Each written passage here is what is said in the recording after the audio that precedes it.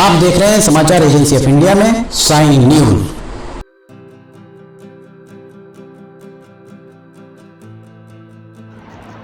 नमस्कार दोस्तों, समाचार एजेंसी ऑफ इंडिया की साइन न्यूज में एक बार फिर आपका स्वागत है। आज हम चर्चा करने जा रहे हैं आपके साथ रूस और यूक्रेन का युद्ध चल रहा है और इस युद्ध में कहीं ना कहीं एक बात ये निकल कर सामने आ रही है कि रूस एक बार फिर दुनिया का चौधरी बनने का इच्छुक नजर आ रहा है। 24 फरवरी 2022 से आरंभ हुए रूस यूक्रेन युद्ध के बीच अब तरह तरह की चर्चाएं फिजा में तैरती नजर आ रही हैं। लोगों को ये भी लग रहा है कि रूस जैसे शक्तिशाली देश के सामने यूक्रेन जैसा एक छोटा सा देश कब तक टिकेगा।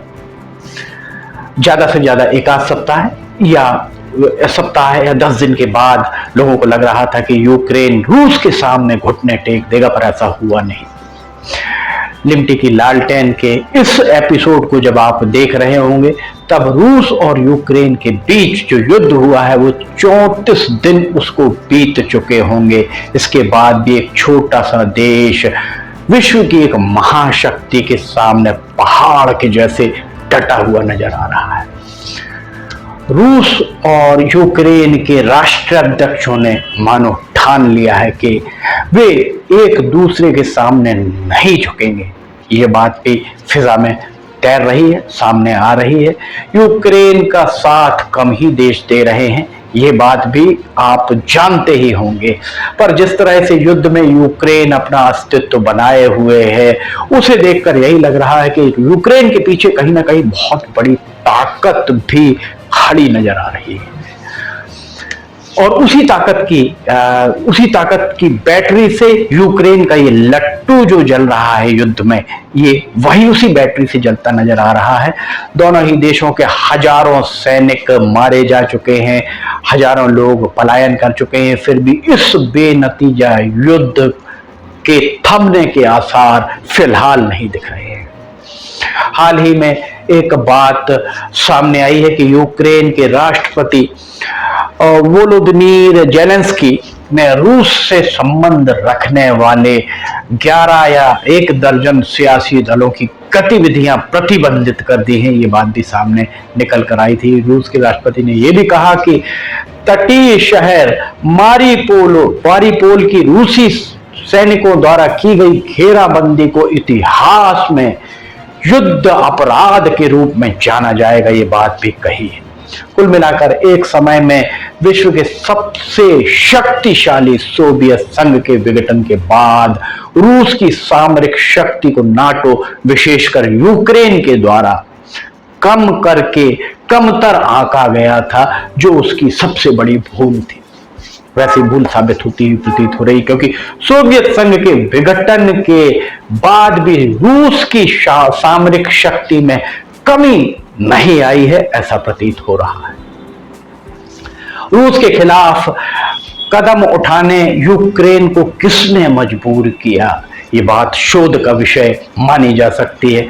पर जो भी हो, यूक्रेन के नागरिकों को जीवन के लाले पड़ ही रहे, इस बात से इनकार नहीं। साथ ही राष्ट्रीय संपत्ति यूक्रेन की, उसका भी नुकसान यूक्रेन को उठाना पड़ रहा है। सभी इस बात को जानते हैं। इस पूरे घटनाक्रम में भारत के द्वारा बहुत ही संयमित रहते हुए तटस्थ की भूमिका अदा की जा रही है, जो संभवतः 1971 में भारत के विदेश मंत्री सरदार स्वर्ण सिंह और सोवियत संघ के विदेश मंत्री आंद्रे ग्रोमिको के बीच हुए समझौते का अंग जिसे माना जा सकता है। इधर यूक्रेन पर रूस के द्वारा किए जाने वाले हमलों के एक माह बाद अमेरिका के राष्ट्रपति जो बाइडेन पोलैंड गए और वहां यूक्रेन के शरणार्थियों से उनके द्वारा भेंट की गई। बाइडेन ने रूस के राष्ट्रपति पुतिन को कसाई तक की संज्ञा दे डाली। यहां तक कह दिया कि ये आदमी अर्थात पुतिन सत्ता में रहने के काबिल नहीं है। दुनिया की चौधरी की इस चौधराहट के बाद और रूस के सरकारी प्रवक्ता भी कहां चूकने वाले थे। उन्होंने बिना देर किए पलटवार किया, जवाब दिया और यह कह दिया कि अमेरिका ये तय कर नहीं कर सकता कि रूस में सत्ता पर काबिज कौन होगा। ये अमेरिका तय नहीं करेगा। अमेरिका तय करने वाला होता कौन है? दुनिया की दो महाशक्तियों के बीच जुबानी जंग से यह साफ होने लगा है कि यूक्रेन तो महज एक मोहरा मात्र है। असल वर्चस्व की जंग तो दो महाशक्तियों के बीच चल रही है, ऐसा लगने लगा है। भले ही इस मामले में यूक्रेन जैसा छोटा देश रूस जैसे बड़े एक विशाल देश के सामने 34 दिनों से अगर खड़ा हुआ है, तो रूस की साख पर अनेक सवालिया निशान लगना लाजमी है। इसी बीच बाबा वेंगा की भविष्यवाणी की चर्चा किए बिना ये एपिसोड अधूरा ही माना जा सकता है। बाबा वेंगा बुल्गारिया के निवासी थे। बाबा वेंगा का जन्म 1911 में हुआ था और उनका असली नाम वेंगेलिया गुस्टेरोवा था। 1996 में उन्होंने दुनिया को अलविदा कह दिया था। वे दुनिया से कूच कर गए थे। उनका दावा था कि भगवान ने उनको अनोखा तोहफा दिया है। वे भविष्य में झांक सकते हैं, भविष्य को देख सकते हैं। वे जब सिर्फ 12 साल के थे तब एक भयानक तूफान आया था और जिसमें उनकी आंखों की रोशनी चली गई थी। बाबा वेंगा ने अपनी मौत तक की भविष्यवाणी बहुत सटीक की थी। मौत से पहले उन्होंने वर्ष 5079 तक की भविष्यवाणियां कर दी थी। उनके द्वारा 9/11 की जो घटना घटी उसके बारे में बहुत सटीक भविष्यवाणी की थी। वो भी बहुत सटीक बैठी जो भविष्यवाणी थी। बाबा वेंगा ने रूस और रूस के राष्ट्रपति व्लादिमीर पुतिन के बारे में भविष्यवाणी की थी।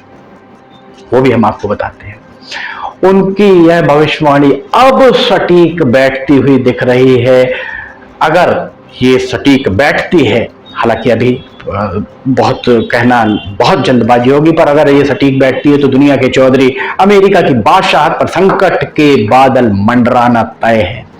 बाबा वेंगा ने 1979 में यह कह दिया था कि रूस ही है जो दुनिया पर एक दिन बादशाहत करेगा। एक अखबार की रिपोर्ट के अनुसार आज का हरा भरा और खूबसूरत यूरोप बंजर में तब्दील हो जाएगा। ये पता नहीं कि भविष्य के गर्भ में है कि ऐसा होगा अथवा नहीं होगा। दूसरी ओर रूस के बारे में बाबा वेंगा ने कह दिया था कि ये लॉर्ड ऑफ वर्ल्ड अर्थात दुनिया का बादशाह बनेगा। उन्होंने यहां तक कह दिया था कि सब कुछ बर्फ के मानिंद पिघल जाएगा, अगर कुछ बचेगा तो सिर्फ रूस का गौरव बचा रहेगा। इसका तात्पर्य यही लगाया जा सकता है कि पुतिन के जीवन का स्वर्णिम काल अभी आने वाला है। समाचार एजेंसी ऑफ इंडिया की साई न्यूज में लिमटी की लालटेन रोजाना 8 बजे प्राइम टाइम पर प्रसारित होती है। आप समाचार एजेंसी ऑफ इंडिया की साई न्यूज या समाचार एजेंसी ऑफ इंडिया की वेबसाइट अथवा साई न्यूज की चैनल पर जाकर आप इसे रोजाना ज्वलंत विषयों पर लिमटी की लालटेन देखना ना भूलिए। अगर आपको ये पसंद आ रहे हो तो आप इन्हें लाइक, सब्सक्राइब और शेयर जरूर कीजिए। लिमटी की लालटेन के 197वें एपिसोड में फिलहाल इतना ही। लिमटी की लालटेन का 198वां एपिसोड हम लेकर जल्द हाजिर होंगे। फिलहाल आपसे इजाजत लेना चाहेंगे। जय हिंद।